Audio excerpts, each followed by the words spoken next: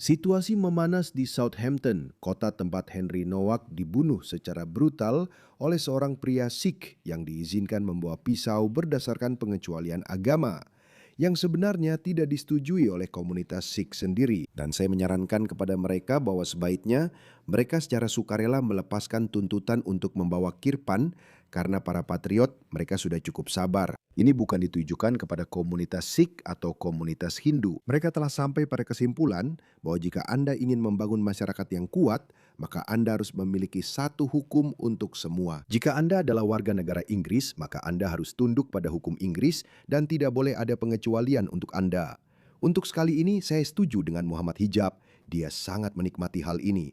Lihatlah ini. Fakta bahwa orang Sikh dapat membawa pisau di Britania Raya tidak dapat dibenarkan dan merupakan contoh diskriminasi dalam hukum. Akan tiba saatnya ketika penyembelihan halal akan dilarang, yang tidak dapat dibenarkan dan merupakan contoh diskriminasi dalam hukum. Ketika umat muslim tidak diizinkan mengumandangkan seruan Allahu Akbar, yang mereka sebut azan, melalui pengeras suara, mereka baru saja mengajukan permohonan lagi di Sydney. Jadi mereka tidak akan pernah belajar, tapi itulah kondisi kita saat ini.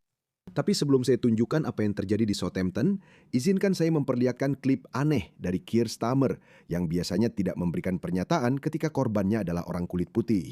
Tapi ini memberitahu saya bahwa sesuatu sedang berubah. Sesuatu sedang berubah. Saya rasa kita sangat dekat dengan kerusuhan ala Southport.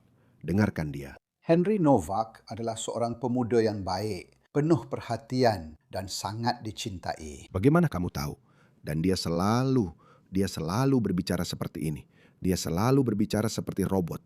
Dia menunjukkan keseriusan, tapi terlihat seperti dia tidak peduli. Sebenarnya, aku tidak akan terkejut jika dia seorang sosiopat. Aku rasa dia tidak peduli. Aku rasa dia tidak punya emosi. Inilah sebabnya dia berbicara seperti robot. Dia terlihat sangat serius, tapi aku tidak tahu apa yang ada di pikirannya. Dia seperti robot. Aku pikir dia robot atau sosiopat. Dan hal ini tentu saja menjadi pukulan berat bagi orang tuanya, keluarganya, dan semua orang yang mengenalnya. Dan saya sudah melihat rekaman body cam. Itu sangat mengerikan. Dan saya harus bilang, sebagai seorang ayah dari anak laki-laki berusia 17 tahun, saya merasa mual. Keluarga Jonas kembali. Memang sudah seharusnya IOPC meneliti hal ini. Jelas ada pertanyaan serius yang perlu dijawab, terutama bagaimana tuduhan rasisme memengaruhi pengambilan keputusan dalam hal ini. Tapi simpati saya, dan saya yakin simpati semua orang di negara ini, untuk keluarga Henry, hidupnya telah direnggut.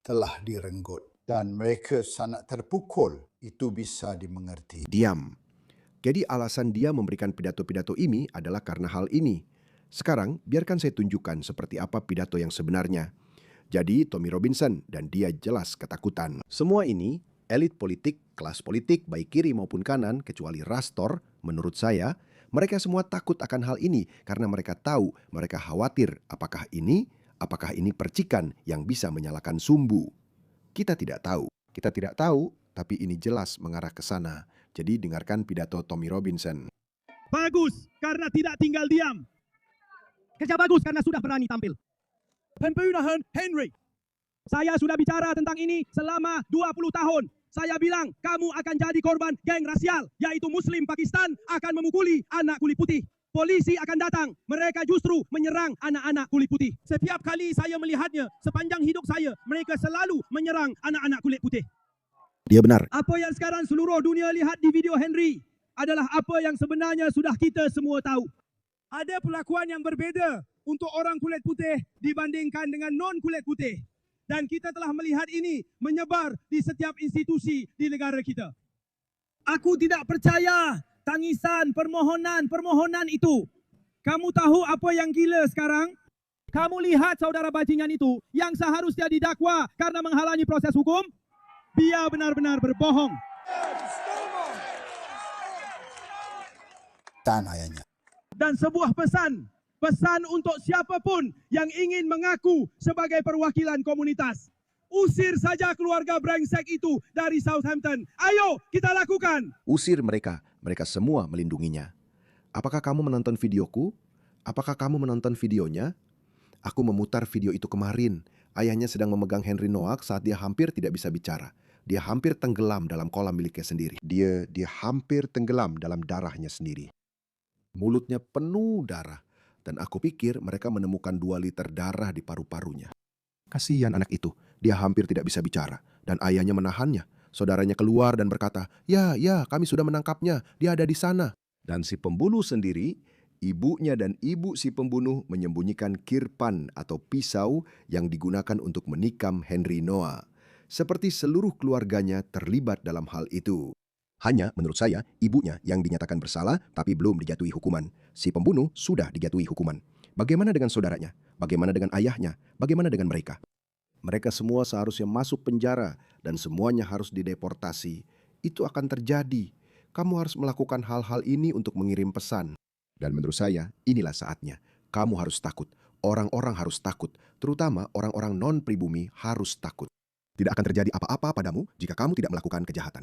Tidak akan terjadi apa-apa. Aku tidak khawatir tentang itu. Aku tidak khawatir tentang apapun. Kenapa? Kenapa aku tidak takut pada apapun? Aku pria berkulit coklat. Semua orang ini bilang padaku seperti, kamu juga akan kena masalah ini. Aku bilang, oke, kamu tahu apa?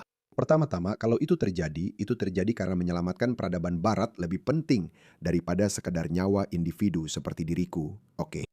Tapi aku tidak takut itu akan terjadi. Aku tidak merasa begitu. Itu tidak akan terjadi pada siapapun yang telah menunjukkan kemauan untuk berintegrasi dan berasimilasi, serta menunjukkan rasa hormat dan cinta kepada negara yang telah memberikan segalanya kepada mereka dan tidak menuntut hak istimewa khusus. Jika kamu ingin menjadi, aku Haris Sultan. Aku bangga dengan fakta bahwa aku bisa bepergian ke seluruh dunia dengan paspor Australiaku. Aku bangga dengan fakta itu. Ketika aku pergi ke luar negeri, aku tidak bilang ke mereka, "Hei, aku orang Pakistan." Bukan berarti ada yang bertanya lagi, tapi aku suka dengan fakta itu. Jadi kenapa aku harus bertingkah seperti orang Pakistan, atau pria muslim berkulit coklat, atau pria berkulit coklat, atau seorang muslim? Kenapa? Jika kamu sangat mencintai identitas itu, pergilah tinggal di sana. Sangat sederhana. Jadi integrasi dan asimilasi sekarang harus dipaksakan. Orang-orang berintegrasi karena kamu tahu, kamu harus terintegrasi ke dalam ekonomi, ke dalam sistem kesejahteraan. Jadi itu menguntungkan bagi mereka untuk berintegrasi. Tapi kamu harus berasimilasi. Kamu harus, tidak ada hak istimewa khusus. Oke, kamu harus merasa beruntung karena diizinkan memakai pakaian tradisionalmu. Oke, bahkan itu pun suatu hari nanti akan hilang. Harus begitu, suatu hari harus hilang. Lihat, negara lain sudah melakukan itu. Pakistan melakukan itu terhadap Bangladesh. Faktanya keluarganya mungkin akan berbelanja di kota ini minggu depan. Dan berjalan melewati saudara hajingan itu. Yang memfasilitasi dan membantu pembunuhan Henry adalah sesuatu yang benar-benar fakta bahwa dia masih bebas berkeliaran di jalanan, itu benar-benar gila. Itu poin yang bagus, ya Tuhan. Lihat, Tommy Robinson selalu mendukung komunitas Sikh, selalu. Dia sebenarnya sering mendapat banyak kritik dari kelompok sayap kanan ekstrim, para rasis, dan orang-orang fanatik karena mendukung umat Hindu dan Sikh. Sekali lagi, komunitas Sikh harus memahami bahwa ini bukanlah upaya menyalahkan kalian secara kolektif. Negara sebagai sebuah masyarakat, masyarakatnya sedang bergerak, sedang berubah. Dan ya, kalian tidak akan diizinkan lagi memiliki hak istimewa. Itu saja. Semua ini tentang hak-hak istimewa. Singkirkan mereka! Singkirkan mereka! Singkirkan mereka! Saya melihat video dia berjalan di jalanan pagi ini. Dia berjalan di jalanan pagi ini. Itu saudaranya. Saudara yang memfasilitasi. Dan ketika orang membicarakan mereka, keluarkan mereka. Ketika orang membicarakan keadilan, kecuali petugas polisi tersebut diadili. Kecuali mereka diadili, yang memang harus terjadi. Saya dengar salah satu petugas yang ditangkap baru saja mengundurkan diri. Kami tidak mau dia mengundurkan diri. Penjara, kami ingin dia di penjara. Prison. We want him in prison. Mudah saja keluar. Sekarang, para petugas polisi itu berkulit putih. Apakah mereka saling menyalahkan secara kolektif? Tidak. Sebenarnya, iya. Sebenarnya, mereka secara kolektif menyalahkan negara kulit putih mereka karena menciptakan negara dengan beberapa tingkatan hukum. Jadi ya, kadang-kadang mungkin memperluas pandangan dan melihat gambaran yang lebih besar pada kebijakan makro itu penting. Jalan keluar yang sangat mudah, penjarakan dia. Penjarakan dia. Tidak satu pun petugas polisi yang diadili karena membiarkan pemerkosaan terhadap generasi putri-putri kita. Tidak satu pun. Tidak ada dari mereka yang menghadapi penuntutan. Mereka semua pergi sambil tetap membawa pensiun mereka. Setiap dari mereka pergi sambil tetap membawa pensiun mereka. Sama persis seperti ini, kamu mengundurkan diri dengan pensiun penuh. Itu tidak cukup baik. Kami tahu, setiap dari kalian yang menonton ini tahu, jika Henry tidak berkulit putih, dia tidak akan diborgol. Jadi, semua yang mendengar seseorang berkata, ini bukan tentang ras, ini tentang ras. Dia dibunuh karena dia berkulit putih. Dia diborgol. Apakah kalian tahu pembunuhnya? Dia tidak diborgol. Bahkan setelah mereka tahu dia telah menikamnya 5 kali, dia tetap saja tidak diborgol. Kenapa? Dia tidak diborgol di dalam mobil polisi. Dia tidak diborgol di kantor polisi. Mereka membawanya ke kantor polisi untuk memilih makanan apa yang dia inginkan. Itulah perlakuan istimewa yang diberikan kepada non kulit putih. Anak kulit putih yang tidak melakukan apa-apa justru diborgol. Pembunuh yang memegang pisau dan menikam seseorang 5 kali bahkan tidak diborgol. Dia ada di sana untuk dilihat seluruh dunia. Itu adalah pembunuhan yang brutal. Bukan seperti dia ditangkap karena pemalsuan atau kejahatan kerah putih. Dia ditangkap karena kejahatan yang penuh kekerasan. Dia ditangkap karena kejahatan dengan kekerasan. Ini bukan hanya tentang Henry. Henry bisa saja anakmu. Henry bisa menjadi anakmu. Ini sudah terjadi begitu lama di setiap kota dan daerah di negara kita. Padahal sebagai orang kulit putih, kita diperlakukan sebagai warga negara kelas 2 oleh pemerintah kita sendiri, oleh kepolisian kita sendiri. Dan kalian harus melihat bagaimana polisi bertindak. Semua orang di sini sekarang memperhatikan cara polisi bertindak dan ajaran mereka. Ini adalah indoktrinasi di tubuh kepolisian. Di sini ditampilkan tuduhan rasisme, mikroagresi, dan privilege kulit putih. Semua ini ada di panduan pelatihan polisi Hampshire. Privilese kulit putih. Apakah Henry tahu soal itu? Lihat, dia punya privilege kulit putih di sana. Ini yang saya katakan kemarin. Kita perlu memeriksa modul pelatihan mereka. Saya 100% yakin mereka sudah didoktrinasi dengan rasisme kulit putih. Tempatkan mereka di posisi paling bawah, rasisme di posisi paling atas. Bahkan jika seseorang telah ditusuk atau dibunuh atau ada kejahatan kekerasan, tidak. Tetap saja pria kulit putih yang disalahkan. Jadi biarkan saya tunjukkan apa yang terjadi di Southampton. Lihat ini. Jadi Tommy benar. Salah satu petugas polisi yang terlibat dalam penangkapan Henry Nowak telah mengundurkan diri. Tapi ini belum cukup. Lihat ini. Ini adalah Southampton. Lihat itu. Lihat perlengkapan anti huru-hara. Kita tidak melihat perlengkapan anti huru-hara seperti ini. Perlengkapan seperti ini tidak keluar saat para pendukung Palestina turun untuk protes. Tapi perlengkapan anti huru-hara ini justru keluar yang memprovokasi warga lokal dan sebenarnya mereka memprovokasi warga untuk menjadi lebih agresif. Mereka marah. Di mana simpati mereka terhadap warga? Simpati yang sama seperti yang mereka tunjukkan kepada massa pendukung Palestina. Mereka menunjukkan simpati itu karena kamu tahu, mereka sedang mengalami banyak hal. Itu sebabnya kita harus peka terhadap perasaan mereka dan hal-hal semacam itu. Tapi di sini, itulah yang mereka lakukan setelah 3 gadis itu dibunuh di Southport. Itulah yang mereka lakukan saat itu. Mereka memprovokasi mereka. Mereka datang dengan perlengkapan anti huru-hara, anjing, kuda, lalu orang-orang jadi marah.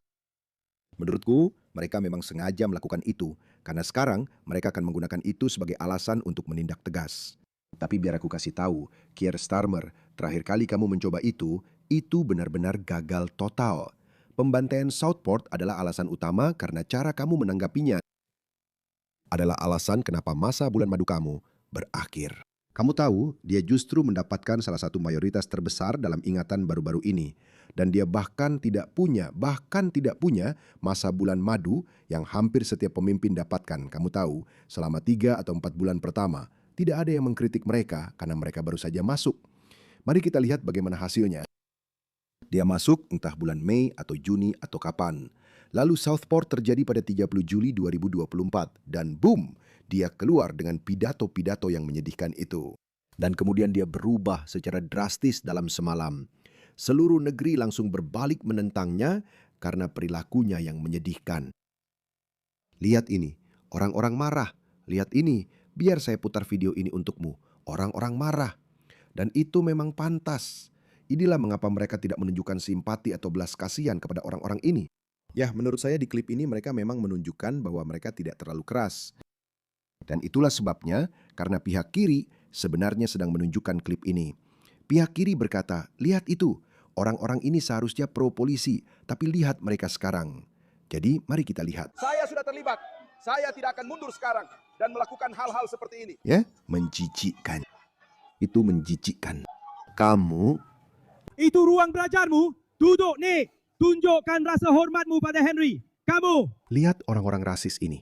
Ya, dia bukan kulit putih, tapi dia seorang patriot.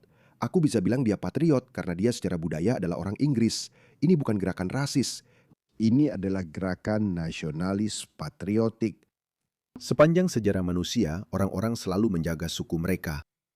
Hanya orang Eropa Barat yang berpikir bahwa sekarang kita sudah lebih baik dari itu. Kita berada di atas tribalisme, nasionalisme, dengan alasan yang bisa dimengerti karena abad ke-20 bukanlah contoh yang baik mengapa orang harus lebih nasionalis. Tapi mereka bereaksi berlebihan terhadap masalah itu. Kamu memang butuh sedikit nasionalisme. Apalagi ketika semua orang di sekitarmu diizinkan untuk bersikap kesukuan. Orang Sikh diizinkan berpakaian sesuka mereka. Sekali lagi, saya tidak bermaksud menyinggung komunitas Sikh. Saya tahu mereka adalah warga negara yang baik. Kami tidak menyalahkan seluruh komunitas, tapi kami sedang membicarakan prinsip di sini. Orang Sikh diizinkan untuk bangga menjadi Sikh, memiliki hak istimewa khusus, membawa kirpan. Umat Muslim diizinkan melakukan apapun yang mereka lakukan, meskipun ada ratusan serangan teroris, meskipun ribuan dari mereka berada di daftar pantauan teroris. Meskipun semua itu, mereka masih memiliki hak istimewa. Mereka masih dianggap sebagai korban terbesar. Mereka masih dilindungi. Agama mereka dilindungi dari kritik. Kita memiliki hukum penistaan agama secara de facto di Inggris. Mereka bangga menjadi Muslim, bangga menjadi kulit hitam, kekuatan kulit hitam, Black Lives Matter. Tapi hanya satu komunitas yang tidak diizinkan untuk bersikap kesukuan, yaitu komunitas pribumi. Dan sekali lagi, ini bukan soal ras. Ya, saya tahu mereka sudah menjadi kelompok etnis. Mereka semakin berkembang. Tapi lihatlah ini gambaran yang jelas. Ini bukan gerakan nasionalis etnis, ini adalah gerakan nasionalis sipil. Orang ini dalam segala hal adalah orang Inggris, dia adalah pria Britania. Orang ini juga pria Britania dan mereka berdua jelas-jelas marah kepada sesama polisi Inggris kulit putih karena seorang anak laki-laki kulit putih terbunuh dan tidak dipedulikan hanya karena dia berkulit putih. Apakah Anda setuju dengan deskripsi ini atau tidak? Anda harus memahami bahwa sentimen ini memang ada. Dan mengisolasi sentimen ini tidak akan membawa Anda kemana-mana. Telah turut menyebabkan kematian pria itu. Saya telah mengemudi selama 4,5 jam untuk sampai ke sini. Setengah lusin orang sudah muak denganmu, dia dan setiap petugas polisi di kepolisian. Kami benar-benar lelah dengan kalian semua.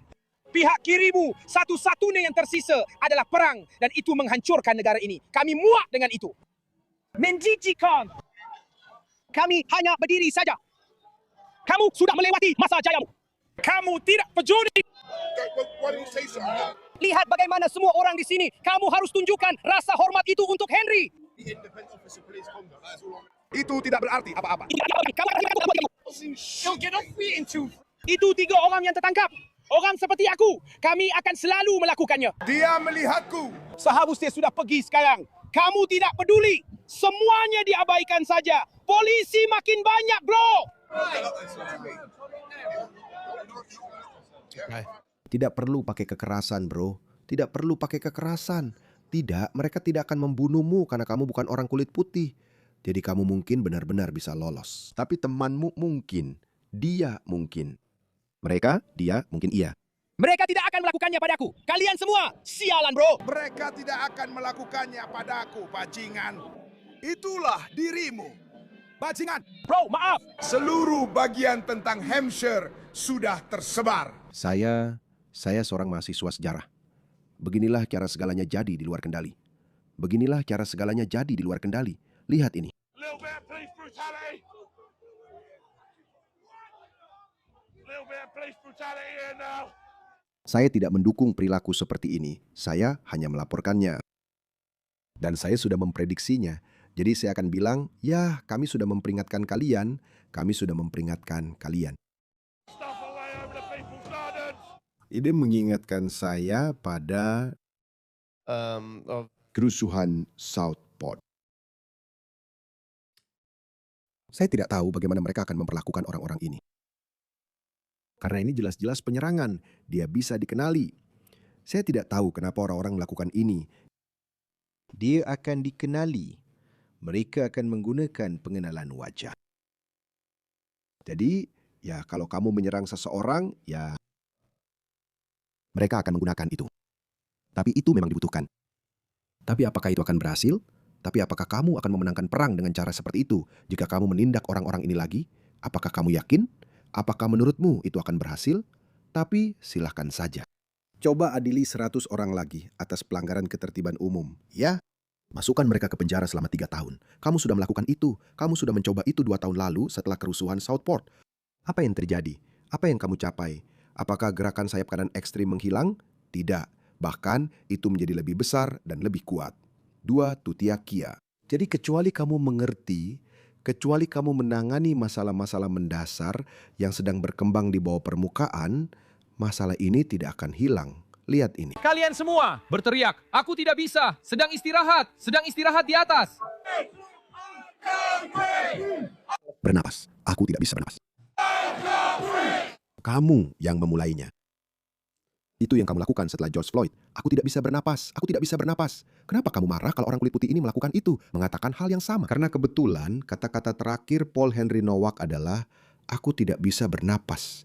Itulah sebabnya ini terjadi. Aku tidak bisa bernapas. Aku tidak bisa bernapas. Aku tidak bisa bernapas. Lihat ini, Syabana Mahmud. Aku rasa mereka akan menindak tegas mereka. Kejadian malam ini di Portsmouth benar-benar tidak dapat diterima. Keluarga Nowak memberikan seruan yang kuat kepada kita semua kemarin untuk tidak membiarkan kematian Henry digunakan untuk menciptakan perpecahan, kebencian, atau ketegangan lebih lanjut. Maaf. Ya, dengar. Tidak masalah apa keyakinan pribadi keluarga Henry, tapi mereka tidak berhak menentukan ke arah mana, jalur mana yang akan diambil negara ini.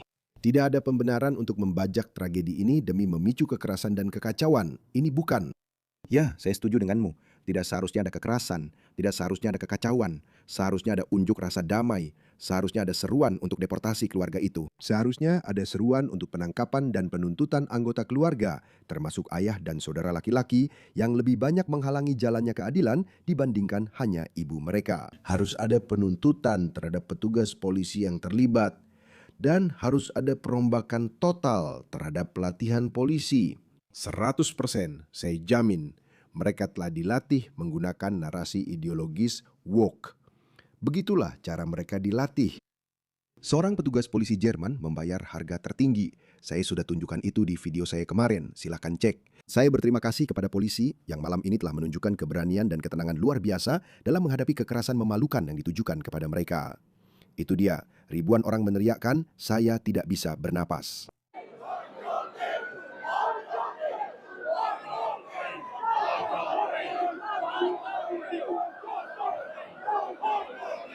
Kalian semua, persetan kalian semua, persetan kalian semua. Bukankah itu luar biasa? Saya baru saja membacakan tweet Yusabana Mahmud untukmu. Ya, dia mengecam hal ini. Orang-orang meneriakkan, saya tidak bisa bernapas. Jadi mereka tidak bisa protes. Ya, setelah itu mereka tidak bisa protes. Pada dasarnya itulah yang dia katakan. Kerusuhan tentu saja seharusnya tidak terjadi. Tapi itu bukan satu-satunya hal. Tapi memang ada banyak kerusuhan. Kerusuhan Black Lives Matter setelah pembunuhan George Floyd. Apakah kamu ingat adegan-adegan itu? Beginilah cara dia merespon saat itu. Banyak konstituen yang menghubungi saya terkait protes di seluruh Amerika Serikat setelah pembunuhan George Floyd. Dia sebenarnya tidak dibunuh, dia meninggal karena overdosis fentanyl. Mereka mempolitisasinya. Saya memahami kemarahan mereka atas tindakan yang tak terkatakan ini. Anda dapat membaca surat saya kepada konstituen di sini. Kerusuhan yang lebih brutal terjadi setelah kematian George Floyd dibandingkan setelah kematian Knox. Saya tahu ini berubah menjadi kerusuhan. Saya tidak tahu. Saya tidak tahu bagaimana kelanjutannya. Mungkin sekarang masih pagi di Inggris, jadi saya tidak tahu bagaimana hari ini akan berjalan. Saya punya firasat bahwa pemerintah Partai Buruh akan merespons seperti biasanya, akan menindak orang-orang ini, dan itu akan semakin memancing kemarahan publik Inggris. Jadi, silakan saja. Ini tidak akan berakhir baik untuk siapapun, sungguh. Kami tidak ingin kerusuhan sosial. Kami tidak ingin kekacauan sosial. Kami tidak ingin kerusuhan sipil. Kami ingin kohesi sosial tetap terjaga. Itulah sebabnya saya katakan hal yang masuk akal bagi komunitas Sikh Inggris adalah secara sukarela menyerahkan kirpan mereka dan ikut menyerukan deportasi keluarga tersebut. Hanya itu. Mereka perlu melakukan itu. Ini bukan sesuatu yang unik. Sebelum tahun 2019, mereka tidak diizinkan membawa kirpan mereka. Saya sudah sebutkan semua negara di mana mereka tidak diizinkan membawa kirpan. Mereka tetap pergi ke sana, tetap tinggal di sana, tetap bekerja di sana. Kenapa Anda tidak mau mengalah sedikit pun? Karena menurut saya begitulah perilaku manusia. Manusia itu pada dasarnya bersifat kesukuan, teman-teman. Maaf, tapi memang selalu kembali ke situ. Muslim akan saling menjaga sesama Muslim. Begitu juga Sikh dan Hindu, mereka semua akan menjaga kelompoknya sendiri. Multikulturalisme telah gagal. Gagasan untuk memberikan hak istimewa kepada budaya lain dengan mengorbankan budaya asli tidak akan pernah berakhir dengan baik. Setiap kali Anda memberikan sesuatu kepada komunitas lain, misalnya, "Hey Sikh, kami akan melarang orang-orang kami membawa senjata, tapi kalian punya hak istimewa khusus. Muslim, kami akan melarang orang Kristen. Maaf, kami akan mengizinkan penistaan terhadap agama Kristen. Tapi kalian, saudara Muslim, kami akan membuat pengecualian untuk kalian. Kami akan membuat undang-undang ujaran kebencian ini untuk melindungi Islam dari kritik. Dan kami akan menggunakan istilah Islam dan Muslim secara saling menggantikan." Setiap kali hak istimewa khusus ini diberikan, budaya asli kehilangan sesuatu. Dan saya pikir bahwa warga pribumi mulai memahami hal itu. Itu sebabnya mereka bilang, "Sudah, jangan lagi, kami tidak akan mentolerir ini." Jadi semoga berhasil dengan itu, Keir Starmer. Jika Anda menindak mereka, ini tidak akan hilang begitu saja.